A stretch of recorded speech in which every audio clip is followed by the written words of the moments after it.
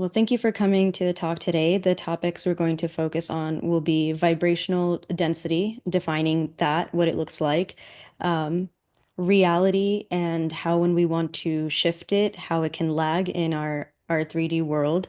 Lokas, which is a Sanskrit term for dimensions and different realms in the cosmos, and linking this all to reality-based disorders, which is something I'm very passionate about helping resolving and bridging that world between the cosmos and our internal consciousness. So, the topics that will be covered here today will be just some basic understanding of condensed matter slash solid state physics, Lokas, as I said, different dimensions, shifting reality, basics of vibrational density, and a topic called the Shiva Tattvas or the principles of reality, how we can connect that to what we understand about solid state physics, tying it all to reality-based disorders. And I'm going to use the word soul once or twice in the slides. And I just want to say the way I'm defining it, which makes the most sense to me so far, is a fractal finite subset from the universal field of consciousness where everything emerges, that we are all a part of.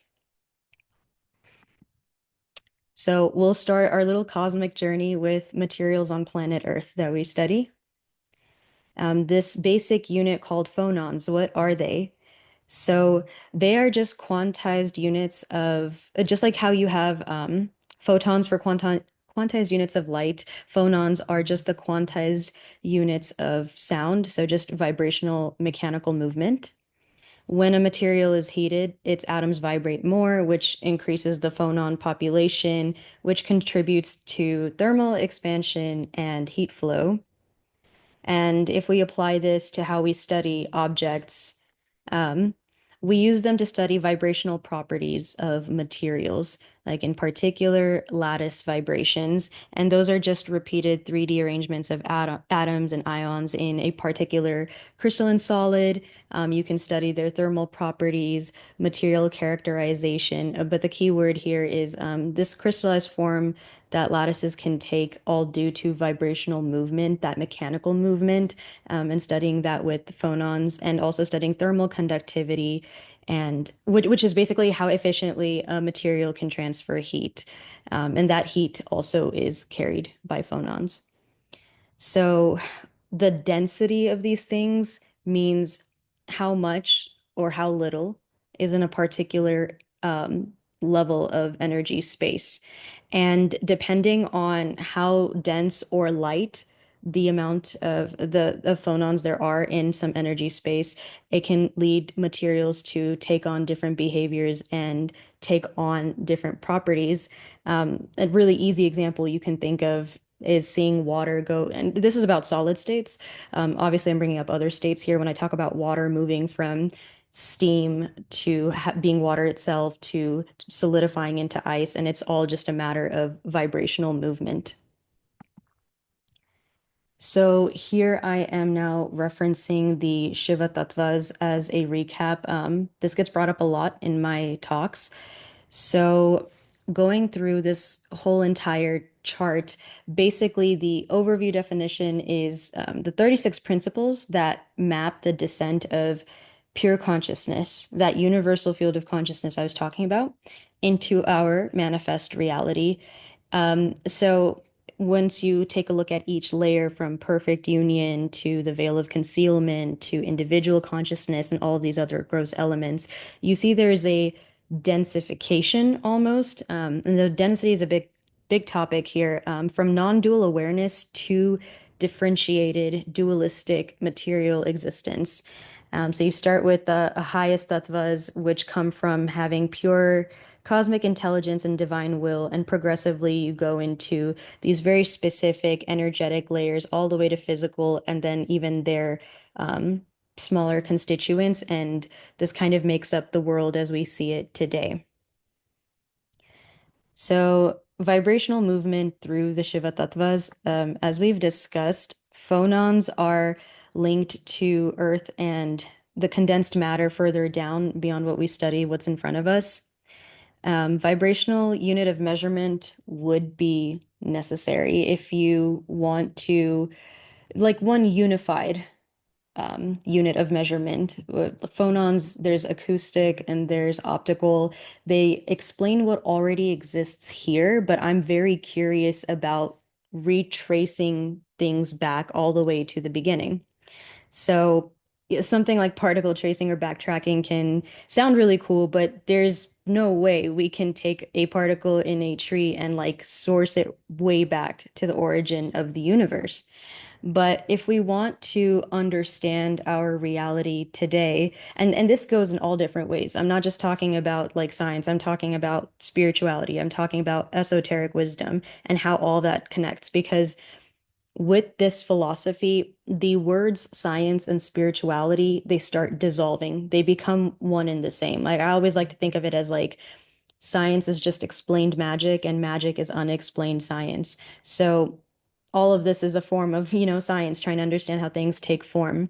And as we know it, we'll start from the quantum realm and have a wave of possibilities, things taking superposition all the way to a classical realm. And then you have a variety of different types of hard physics. You have environmental sciences, you have particle physics, you have geology, and that helps you understand all these different parts of our beautiful world. But the common thread in all of this is vibration and the movement of particles at really, really small levels to explain very interesting phenomenon when things get super hot or super cold to like manipulate how those vibrations move. They have very interesting sci-fi names, but we do need to get a lot more aligned in studying vibration in all parts of our reality, specifically for wellness. So let's go beyond Earth now and talk about other dimensions. So here we have the Lokas, and here's sort of like a representation.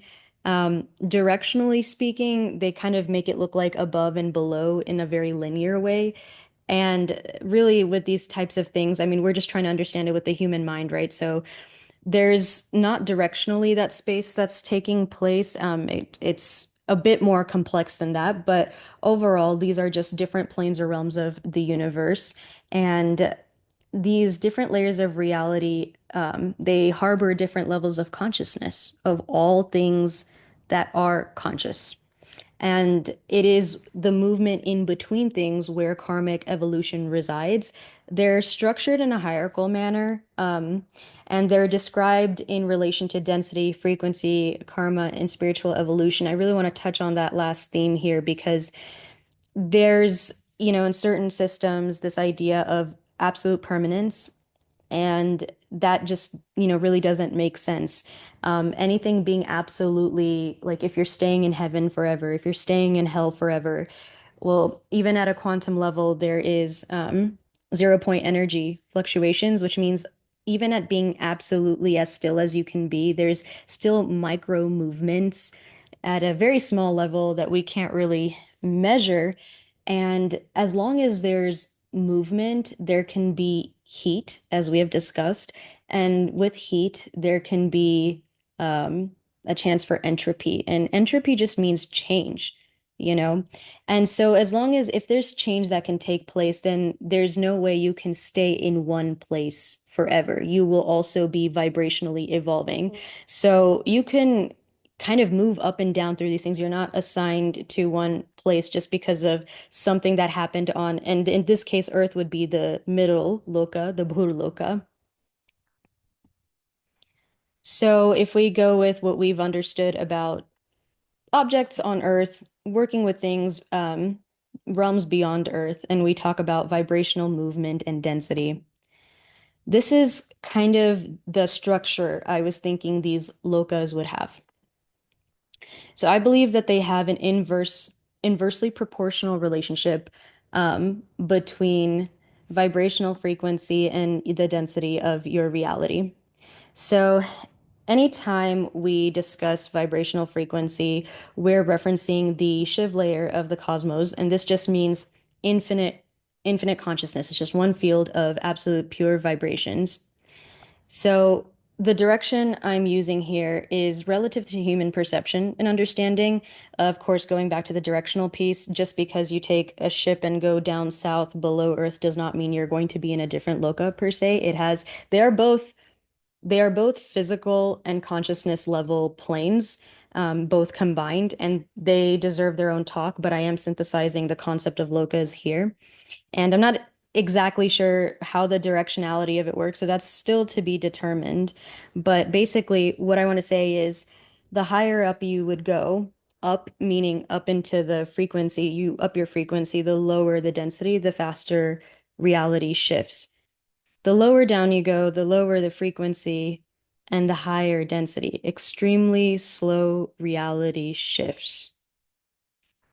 So when we hear about different backgrounds of faiths talking about heaven, hell, realms, and they talk about how it may look, I think it's really a good way to gain a subjective experience of what to expect. But I still believe or find it to be more of like a personified interpretation of what's taking place.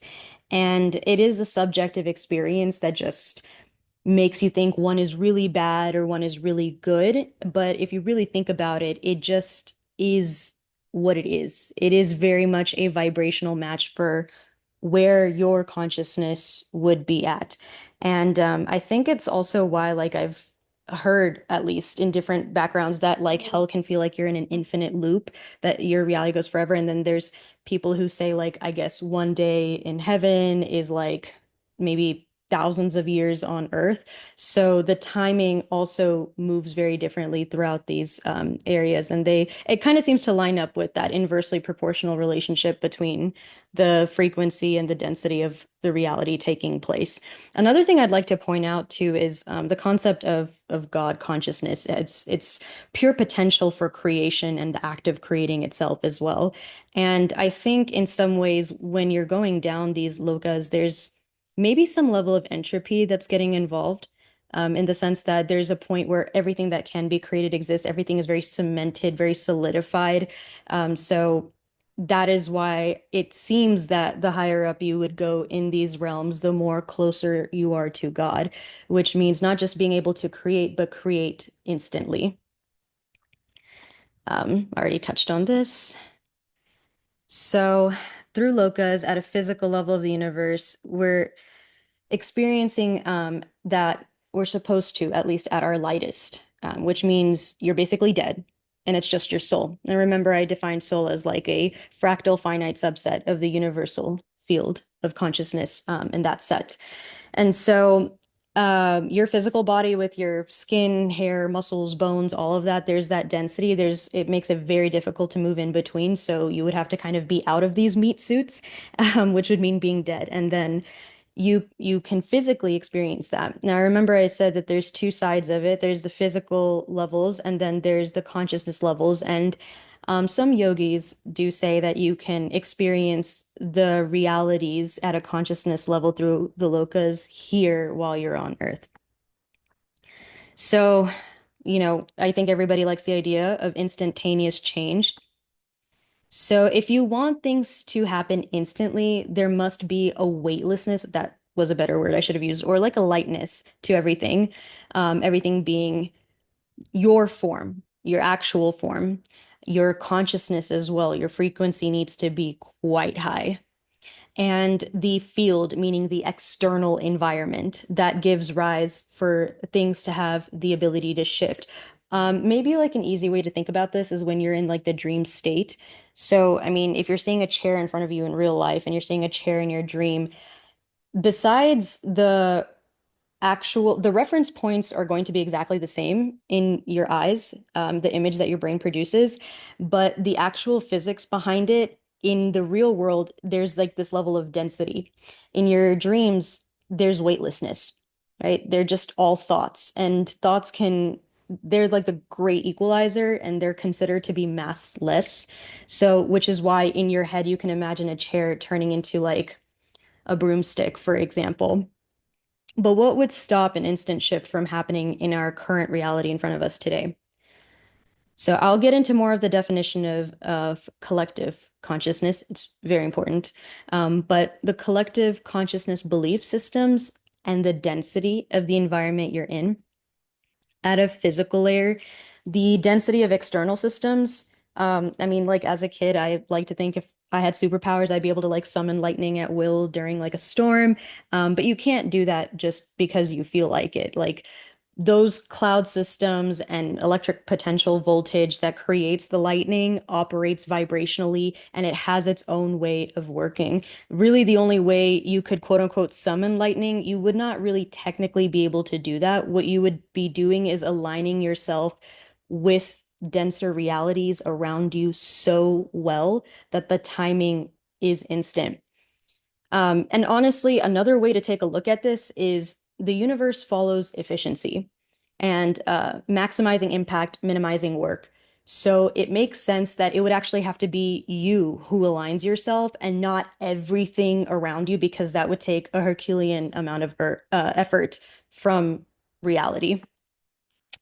Your subconscious beliefs. Nervous system dysregulation, if there's an astronomical change, like if tomorrow your permanent home was somewhere on the moon and that has always excited you, like that's really cool if you get it tomorrow, but it would only be cool momentarily before you start panicking and thinking about the ways that you can't survive there or who you should have said goodbye to or whatever. So these are pretty packed on, like nervous system dysregulation. I should have also added unconscious beliefs as well. So these things are very densely packed into us, and that's why when it comes to healing, for me, what I have found that's really helped create these shifts is like moving from talk therapy, something mental, to going into something somatic to work with the tissue and the fascia to really get that unconscious, subconscious movement and flow from the mind to the body, and then you kind of take it to the next level, which would be your consciousness level. So I mentioned earlier that there is this sort of 3D lag. And I used to hear a lot of spiritual content creators say, ignore the 3D on TikTok, and just they would just say that and leave it. Just ignore the 3D, like things suck, like just ignore things.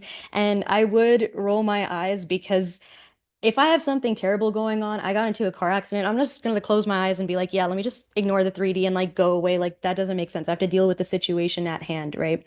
But oftentimes these things that are said kind of like whimsically in these spaces, they actually might be onto something. They just don't really get into the how and the why. But science and learning about reality is all about admitting when you could be wrong. It's a thing that has no ego. So when I was talking about the Shiv Tattvas and recapping the reality of how things work, starting at a pure vibrational level, you can see that everything in reality starts with vibration, and that precedes physical manifestation. So the 3D, but this is my incomplete but rapidly developing mental model of reality. It holds an echo of your previous vibration. So whatever is physically manifest in front of you, I don't know what the time lag really would be. I'm kind of experimenting with that on myself right now, but it could be maybe weeks, like who you were weeks ago, months ago, years ago. I think it would really have to depend on how dense systems of your 3D reality are in front of you. So I guess even in this case, when you go more of the spiritual route and you're talking purely about manifesting things and people are upset that something hasn't physically shown up yet, those things take time to form and move, which is why I guess they also say not to worry too much about constantly checking and having that level of faith, which I'll go into some more about how getting into that cycle can actually increase the lag in the reality that you want. It's kind of like looking up at the stars and seeing the past, just not millions, if not billions of years away. And it's not like when I'm saying what you're looking at in front of you is the past, like it's some historical landmark. I'm just saying that, like, if you have a lease in an apartment, and you're in a current job right now, and there's like, family that you still have to live with, or there's things that are going on, right? Like these are intensive systems, not just physically, but even your conscious beliefs, like thinking that you can't just leave a job. You can't just get up and go do something, while very valid. If you don't unpack that enough, you don't lighten that reality. And honestly, I think you could look at this as a function of time too. The more you hold on to these massless thoughts, the more they cement themselves into a 3D reality and further perpetuate things, because it's not just a thought anymore. It's in front of you. Not only is it in front of you, but the more you see it, the more it affects your thoughts, and it just turns into this, feedback loop of always keeping things the same. Okay, so I found this to be really interesting because I experienced this a lot. Synchronicities, right?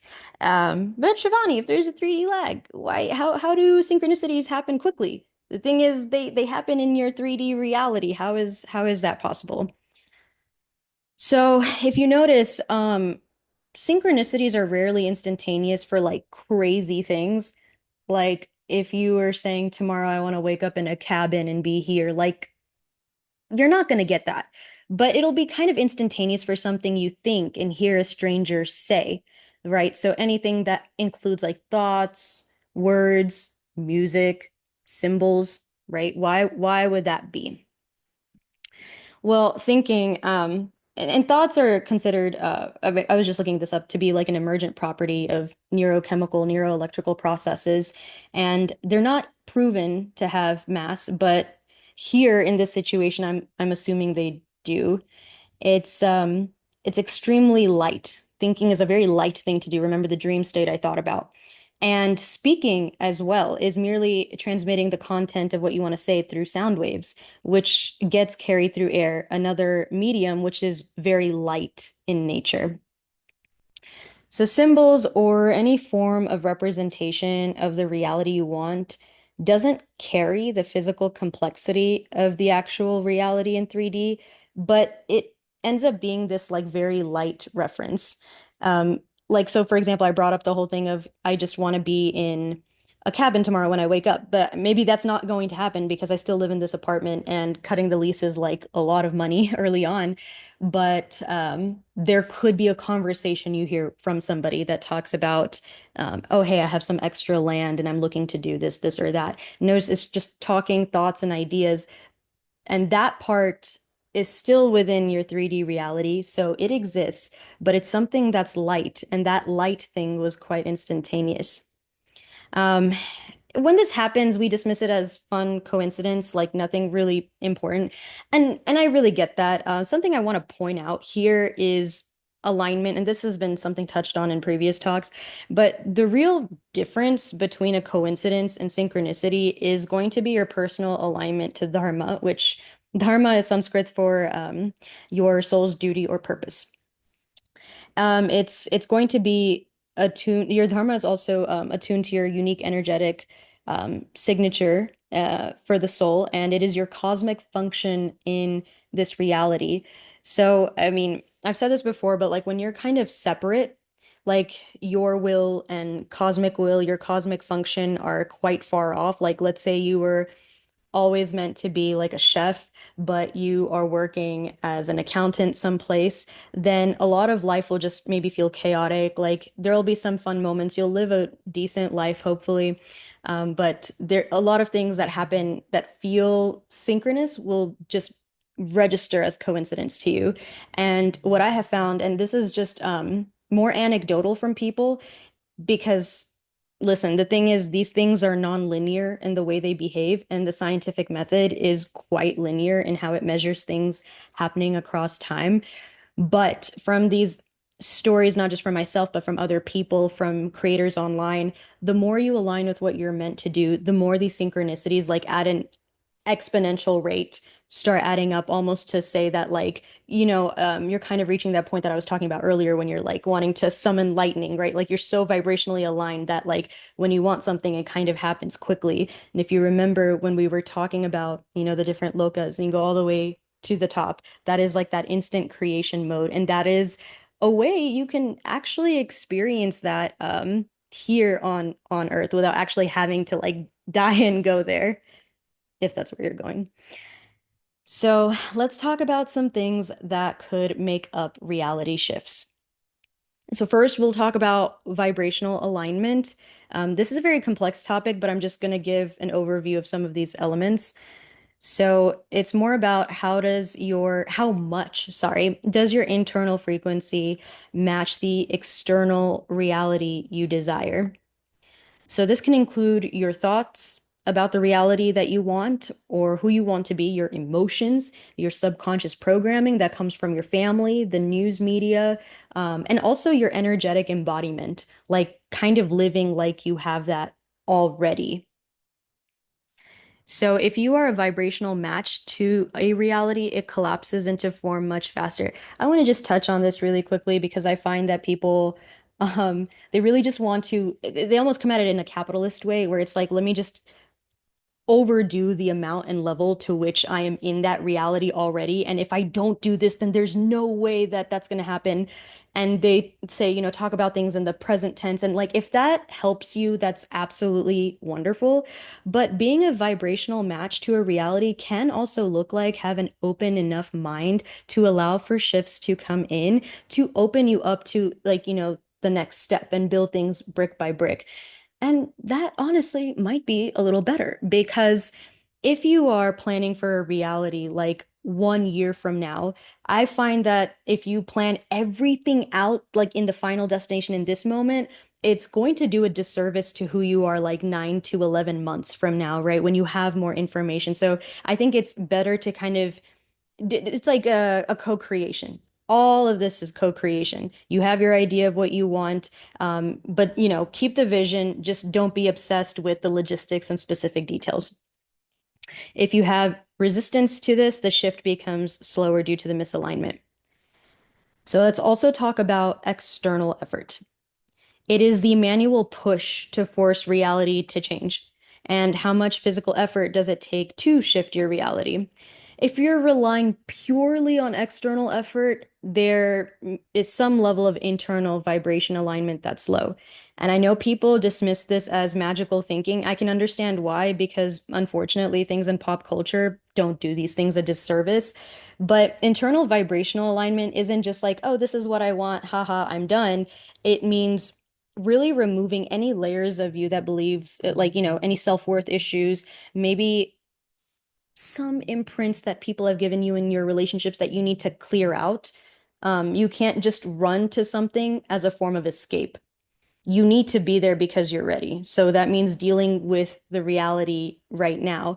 And I think that's why there's like excessive force and manual pushes that come through. It's just such a way to like escape and go away. Whereas like if you had kind of focused more on resolving things internally, you might find yourself more in flow with the reality you're looking for. This is why spiritual masters emphasize internal shifts before external action. It's just a way to optimize. Okay, so I said I would come back to discussing collective consciousness density. So, yeah, how locked in is your reality due to consciousness, mass consciousness, excuse me, and collective belief systems? So, the denser the collective consciousness belief is in a reality, the harder it is to shift. Um, Silly example, you can't manifest an iPhone in 1705. That's crazy. I don't even know what revolution if they were in one at that time, but the collective doesn't support it, not because they didn't want an iPhone, but they didn't understand technology. But you can manifest something like that in 2025 because there's a collective excitement about it. There's research support. So it's like if a bunch of people think something, does it automatically, like if 100,000 people are looking at a coconut and they wish it was a banana, does it turn into a banana? Like I don't, it's not like that. It's just more so this idea that thoughts precede physical action, labor, manifestation that can take form and allow for you to end up in the reality you would like to be in. Mass belief systems create inertia, and this makes your change that you want slower unless there's a significant collective shift. It could look like growing up in a town where people have belief systems that are really negative about your identity, and you feel like that's why a lot of the times it's important or it can be more useful to shift your environment than it is to have so much push and change for you to feel seen by people in the world you live in when they're so committed to not doing that. And that can really impact your physical reality and how you're able to move through the world too. Okay, so I have this sort of developing formula for trying to maximize the speed at which you can have any form of a reality shift. So the factors to consider, just to recap what we had touched on, your personal vibrational alignment, which is the degree to which your internal state matches the desired outcome.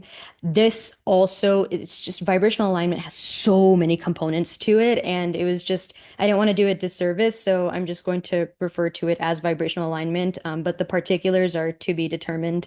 External effort from you or your 3D environment, collective density, support, or resistance. So remember, subject and object in these philosophies are not separate from each other. Your beliefs create your reality. And when a collective now is doing it and it's focused on a particular reality system, that influences reality itself. And the more members that can latch onto this, the more dense it becomes. It's how cults form. It's how certain systems or thoughts of belief can, get into power and cause these really great big changes. Yes, they took time, but they got enough people on board and cemented into that reality. And actually, the best way this works is if you take a very slow time to the point where people don't even notice that's what's happening in the world, because the slower it is, the more your nervous system will accept it and is ready for like the next shift that ultimately leads you into a place of like, what the hell happened? How did we get here? And it is really those slow forms of trying to get the collective to latch on to a reality. So I guess if you wanted to minimize the time for a reality shift, it would, I'm saying it's a very basic setup, but a function of how much your vibrational alignment exists. And then I'm multiplying external effort and collective density here because there could be compounding effects, and that level is quite nuanced. Um, I wasn't sure if I just wanted to add them because they're both, they can be pretty intertwined. But the reason they're in the denominator is, when there's not as much external effort needed and the collective density is not against you, then in addition to having a very high vibrational alignment, you can really minimize, like get as instantaneous as possible for a reality shift if you so desire. Okay. So this kind of led me to wonder about a vibrational density model of time lag and manifestation. So we're going to touch back on the topics I had brought up earlier. Just thinking like, what if you could map every object in like your physical, like if you go outside, you're looking at everything. If you could map everything in that reality, with a corresponding level of density. And what I mean by that is, the lighter the object is, the closer it could be to your consciousness's current vibration. The heavier it is, the more dense that object is, the more it could be an echo of your consciousness's previous state. Like I said, it could be weeks, months, or even years ago. I understand that it is not that simple. Like, if you see a feather fly, it doesn't mean you're a bird right now. It's not something like that. But this just this idea, something to sort of think about. Like when you go outside, I'm going to start doing it too. Is just thinking about whatever is cemented in place very intensively, very heavily, very densely. That is a structure that also took time to form. It took you time to get there. So it represents who you were when you first got into that structure. It might not represent who you are today. But lighter things like discussions, for example, right? Like working with sound waves, working with thoughts, that could be really, very, very much reflective of who you are today. Like one super quick example about like leaving corporate America, for example, I asked to see if I could have like a white feather to um, totally delineate whether it's important to like go back after being let go or should I continue going on a path that's aligned with me. And pretty instantly, I had gotten a white feather in an unexpected place. So I thought it was fascinating. Again, there's nuance to this. There can be a level of coincidence. Sometimes one-time things are a one-off thing. You're really trying to seek pattern recognition when these things take place. Um, but just play around a little bit with your reality, interact with it a bit and see like maybe what areas could point to who you were in the past and how long ago was that? And then what areas could you point to who you are today, the things that can make the most instant, quickest shifts. Yeah. Also, don't obsess over physical objects to constantly check for your personal progress. Like, remember, this external world, like, it is reflective, but the best reflection you're going to feel is on the inside. The reason being is like constant checking can put you in a state of doubt and anxiety, which is why you're constantly checking. You then get distracted, and instead of focusing on elevating yourself and developing your new reality, you lose focus and you're focused on the past, which in turn lowers your vibration and it causes lag now. And when the previous lag is up, this one will now come in, and it is reflective of when you lowered your vibration from having doubt. And then that's going to make you check again. And then when you see the most recent lag pop up, you're going to get the sense of, doubt and anxiety, and the cycle continues. I think a very easy way to think about this is when you're cooking something in the oven at a particular temperature, and every time you're trying to open it up, some heat escapes from the oven. And so it makes it take longer for the final object that you want to eat, your food, to be in its most prime state. So, we've talked a lot about like Earth, dimensions in this esoteric philosophy, beyond Earth, how things are taking form there, density, vibration, but now we can start taking a look at life and maybe going back to the beginning of the seed of everything. So, there's this concept I've learned about recently called Hiranyagarbha. It is a Sanskrit term that means the golden womb, also known as the golden cosmic egg. It is known as the soul of the universe, the seed of all creation. And the creation of the universe and the womb are linked both metaphorically and literally. This Hiranyagarbha symbolizes the origin of the universe and begins to initiate the cycle of creation, sustenance, and dissolution. I brought this up before, but we have deities linked to all three. So it is said that Brahma, the creator, was birthed from this golden cosmic egg. So we touched on the universe's womb. Let's talk about self-concept and the personal womb. And the womb is basically a microcosm. So one thing that's really great about this philosophy, right, is it is scalable up and down, and it's like a fractal. So what you see in the cosmos is actually happening internally as well. You can actually find like one-to-one mappings of these events taking place. And the womb here is a microcosm of the cosmic womb, a sacred portal where the formlessness takes form. In a practical sense, when there's an inception of life in the womb of a pregnant person, we have to ask ourselves how the consciousness forms, or at least the foundation for consciousness forms. I believe neural activity in the womb starts like at the 5 to 6 weeks mark. And consciousness is more like at the 24 to 35 weeks mark. But vibrationally speaking, for elements to come together in the womb to produce this emergent property that allows for the foundation of consciousness for a child, there needs to be an ability to lock in to that density for that fetus to finally form. So, something that's very important and very stressed in Tantra about talking about human limitations is this separation between that and that which is not. So, in order for you to be, let's take a person from the call, Omar Barati.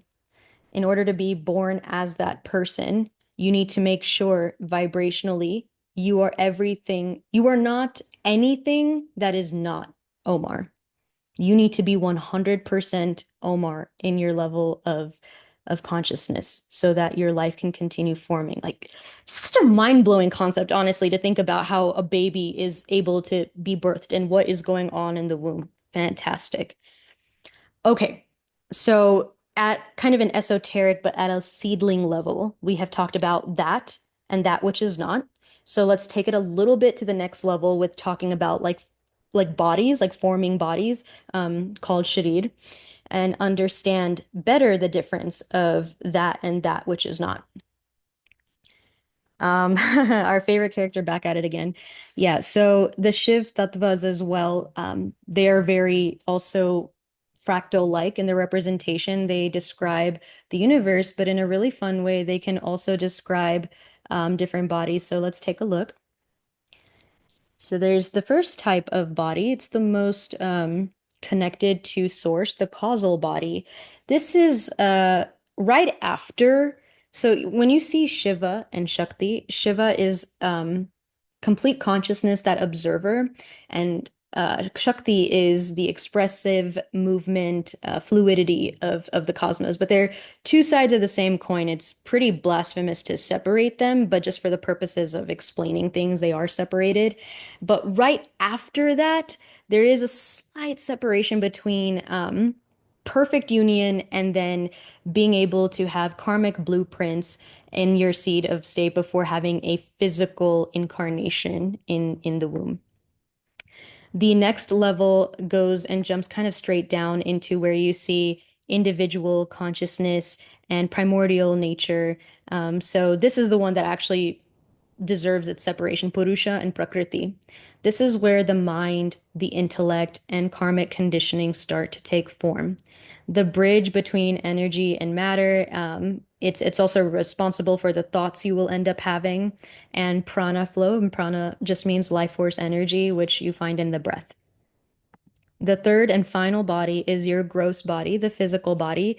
This is the body that takes full physical form when you're finally born. So, wow, you're moving from Shiv and Shakti at this cosmic level all the way down into material density. And this funky little nifty chart plants it all out for you. It's amazing. Okay, so I brought up this chart here in talks before, but this the lady meditating, um, it's the Pancha Koshas model. Panch means five, koshas mean layer or sheets. And I want you to take a look at the Sanskrit terms for all of these, and they all end in Maya. So Maya is Sanskrit for illusion.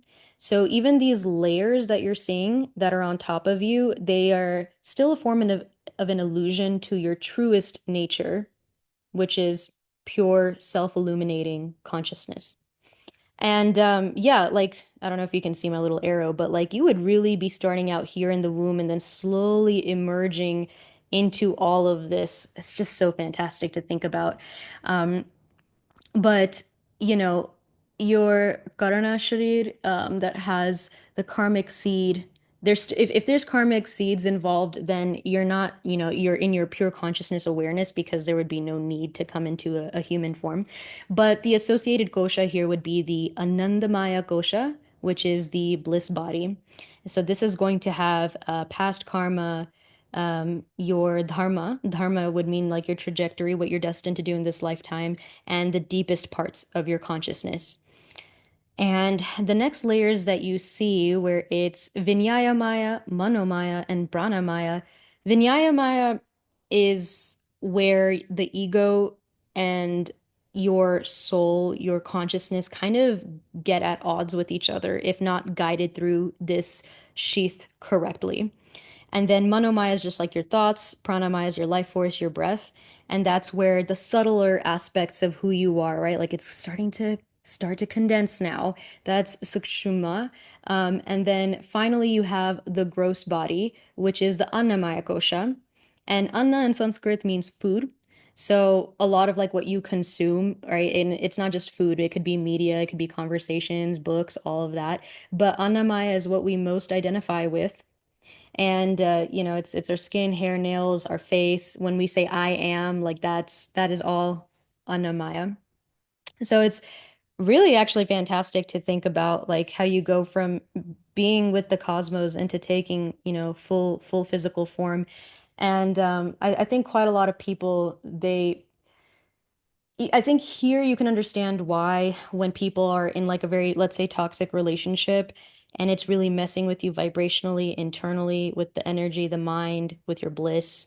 You can, start producing a lot of acne. You can have like an autoimmune response to something that feels more mental.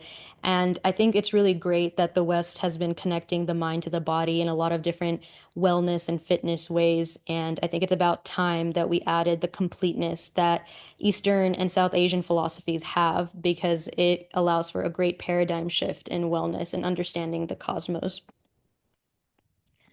Okay, so let's talk a little bit about self-concept. In Tantra's definition of your consciousness and its limitations, and give me one second. I had the final slide before the actual like introductory slide. I apologize. Um, but yeah, asking yourself who you are. Tantra's definition of your consciousness and its limitation is again, in order to be everything that is you, you have to reject everything that is not you. There's like a separation because you are in a container, and that container would be your body. And I have mentioned this in a talk before, but your brain is a finite organ also, and it is filtering the universal field of consciousness. I, it's in my opinion that I'm trying to prove as a fact, it is not generating consciousness standalone.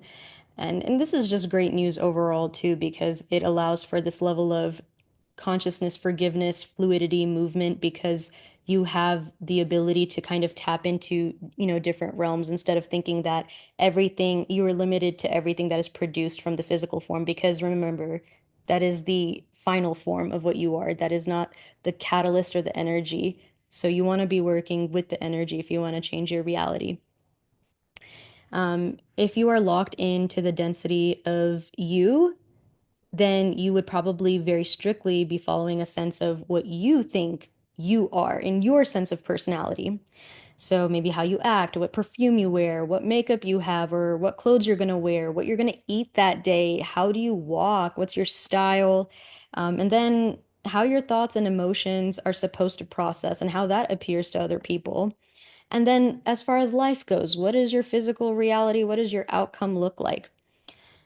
So that is when you're really locked into who you are as a person. Now, if you are trying to change your life, then you would need to also effectively, if you put two and two together, like lighten the density of what it means to be you so that you can allow for that shift. But the more you insist on being or acting or feeling a certain way, and if that is not really a match to the place that you want to be, then it is going to further perpetuate for however long what it's going to be like. So I think, and I see this a lot with sannyasis and yogis in India as well, when they go on like a sattvic diet, and it's mostly vegetarian. Um, and it can be presented in a very puritanical way. But if you think about it, like heavier, more dense diets, like I also eat meat, but it takes longer to digest. And anything that takes longer to process that could be heavier can kind of get in the way of quickly altering, reality. And you might not think that like what you eat might necessarily affect like an outcome, but in this world we're talking about, everything can affect you, which is and it's non-linear in how it approaches, which is why it is so difficult and often dismissed by our current scientific methods today to in terms of understanding like neuroscience and how it affects health. But it is developing more and more. And again, I really find the completeness to be connecting cosmological understanding, like when I was bringing up particle tracing all the way back to the beginning, because right now I feel like sometimes with reality can feel like a tangled knot of hair, and this kind of work allows you to kind of untangle or detangle and then comb it down into its harmony. Now, this concept can show up in ways linked to manifestation and changing your reality when you want to change your life, elevate yourself. But specifically, since I brought up tackling reality-based disorders, we can talk about how not being locked in to the density of who you are shows up, but in a very negative way. So everything I have shared here, what is the link between unsolvable, some of these, mental health disorders, specifically reality-based disorders? It's a coin I termed, and I define it as basically any suffering you get from a psychiatric disorder where you question reality. So, some example symptoms are hyper-awareness, like realizing you're manually breathing, feeling your eyeballs, thinking about having thoughts, realizing, yeah. And then existentialism, am I real? Is that real? Did this just happen? Memory loss, experience of time is severely warped, having personality alters, auditory and visual hallucinations, and delusional thinking, the opposite of being rooted in reality, but thinking it's real. And, just going through all these topics, I don't think we have objective reality truly figured out either. So, moving from reality-based disorder to alignment-based order, I'm very passionate about this because I myself have had CPTSD for a long time. Um, Depersonalization, derealization disorder for about 8 to 9 months. It was very miserable, psychosis, some schizoaffective symptoms. And it was actually some of these methodologies that really helped me out that I'm about to bring up. So, Tantra has like these, subset philosophies that are very close to each other, named Kashmiri Shaivism and Tibetan Buddhism. And a lot of the symptoms were described in these videos and books as actually a form of an awakening. I didn't actually end up going to these philosophies for tackling what I was going through, but I was really at my last resort. Just complete STEM background, but I've always loved the magic of the universe, right? And so I think loving that kept me a little open in a way that I don't think a lot of people I know around me would have been, for tackling their situation when no other form of Western help was getting me to where I needed to be. I saw these videos separately talking about different forms of awakening, different states of consciousness. And it was for the purpose of personal liberation. So, for example, if your weakened state is depersonalization, meaning you don't feel like yourself, you are in some fake body, it's something that freaked me out. I had no vocabulary for this, super terrifying for 8 to 9 months. But I realize in the Shiva Sutras, which are basically 77 aphorisms that describe different levels of consciousness and awakening and going to Shiva consciousness, there is a fourth state outside of sleeping, waking, and dreaming. It's called Turiya, the fourth state of consciousness that's very egoless, where you can kind of move in between. Just notice how like something could be, if not, taken in the right way without guidance, ends up being a disorder, and you just sit there and then nobody wants to listen to you talk about this stuff, man. They get freaked out. So you're just kind of left to deal with it on your own, and it scares you anymore and even more, and the cycle gets worse. But like the same thing, if taken in a different direction, is actually a path to enlightenment. Like, I kid you not, like one-to-one mapping for a lot of these symptoms, like derealization, for example, not feeling like life is a game, nothing is actually happening, your like reality is dissolving. That is a lot of the quantum reality holographic principles behind the esoteric concept of Maya, calling our reality an illusion. Right. So it's like you're really close to the right thing, but like you don't have the vocabulary, so you think you're like stuck in a negative place forever. And so, from the symptoms we discussed previously, there seems to be connections between reality-based disorders and lightening the density of self-concept. If you think about it, someone with dissociative identity disorder, which is now the official term for multiple personality disorder, they do not feel entirely themselves. They can take on different alters and be in different realities. If you are having different visual or auditory hallucinations, that is not something traditionally, in a neurotypical sense, a human being would experience. So you're really not locked in vibrationally, density wise, in every way to this reality. Your consciousness already is pretty light. It's light, but chaotic. You want to be light and organized. So, what if instead of approaching it the Western diagnostic way, we approached it with vibrational alignment diagnostics instead? Without proper guidance, you can be stuck in a life of horrors for an indefinite amount of time, relying on external factors and medications to be the only thing that save you.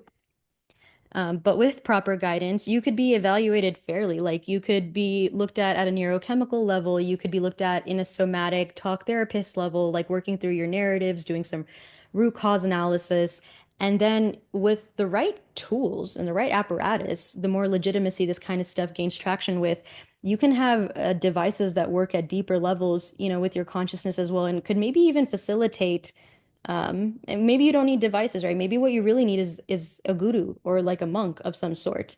That's kind of the journey I had gone on, and it has brought me to this path of focusing on enlightenment in a very embodied philosophy way. So when I say evaluated fairly, it is to make, sense of all of that because some things could really be a projection of your internal past traumas that represent themselves in a physical visual hallucination form, which I have seen. And then there's some people that could be maybe picking up on things that are there. It's just not very easily perceptible for neurotypical people. But with this level of immense neurodivergence and then constantly seeing it, what does it do, right? Like there's that positive feedback loop that feeds itself. Then you're more receptive the more you look at it to things, and it just opens your mind up more and more and more. And that's just not talked about enough. I don't know why. Yeah, with proper guidance, you might be ascending in your consciousness and closer to experiencing true bliss in life. And so there's this little chart I had kind of created, and this is now building upon the Panchakoshas model. Remember, we talked about these layers, right? And I actually have two paths over here. I have the suffering path and the normal path. So let's say someone is just trying to kind of spiritually grow and ascend in just a normal way. But then there's someone like myself who wasn't really exposed to this stuff outside of very traditional things that carried lots of shame, and were very restrictive. But all of a sudden, you have immense levels of suffering, all sorts of complex trauma. Then it actually can, I notice, accelerate your path. And the reason being because when you're in a lot of pain and suffering, you want to immediately get rid of that as soon as possible. When things are just chill and stagnating, you're not going to be worried or thinking too much, which honestly makes me think that true suffering is stagnation, not just like things being super duper chaotic. Um, Now, here what I have done is kind of divided the koshas from the mind body to the mind body soul. And the shared bottleneck is at Vinyaya Maya. Remember, I had said this is where the ego starts to dissolve your concept of I and self, and then you start getting a little more connected to that um, deeper consciousness level, just your pure state of conscious awareness. And this is where the issue, I believe, is happening. That's my hypothesis, because there is that level of friction, and the mind wants to do, and the ego wants to do what it set out to do, which is just feel like it belongs in its container. Everything wants to stay in its container. And when there's that disorganization, you're not used to this, you're not brought up in the culture, you're not exposed to these concepts. You will have more of a negative experience out of fear, and fear is something very easy to feed and make something worse. But notice how, like, on the kind of normal path and the suffering path, like, there's a greater level of ascension that you can reach, right? Because when you fall down in life, you go low, but when you go low, you're gaining depth, and as above, so below. Those are some hermetic principles. So you're able to actually, if alchemized correctly with proper guidance, actually take these experiences and go into the equal and opposite direction above and really have an ability to find a sense of liberation for your soul, which I think is fantastic. So yeah, it was really fun making this. I actually experimented with this by myself, which is what made it kind of easier for me to intuit this structure. And this quote has come up in a few conversations recently, but I love it. One of my inspirations is Carl Sagan, and I love this quote that he said because when I was going through a tough time, it's very simple but made me feel better. But he was just saying, if I throw a stick up in the air, it always falls down. If the sun sets in the west, it always rises again the next morning in the east. And so it's possible to figure things out. We can do science, and with it, we can improve our lives.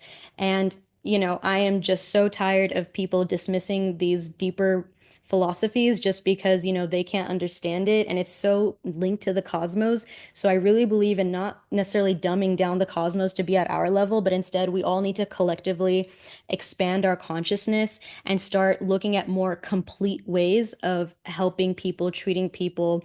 And this extends beyond reality-based disorders. This just means, like, even in your life, you can experience that level and that harmony. All right. Thank you for coming to my talk.